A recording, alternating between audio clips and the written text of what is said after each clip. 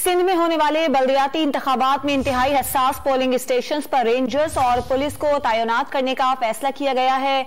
इंतहाई हसास polling stations पर CCTV कैमरे भी लगाए जाएंगे।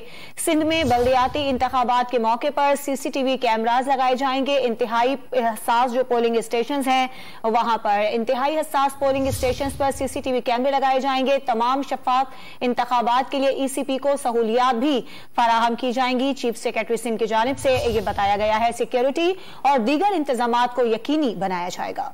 सिंध में होने वाले बल्दियाती इंतखाबात में इंतहाई हसास पोलिंग स्टेशंस पर रेंजर्स और पुलिस को तैनात करने का फैसला किया गया है। इंतहाई हसास पोलिंग स्टेशंस पर सीसीटीवी कैमरे भी लगाए जाएंगे।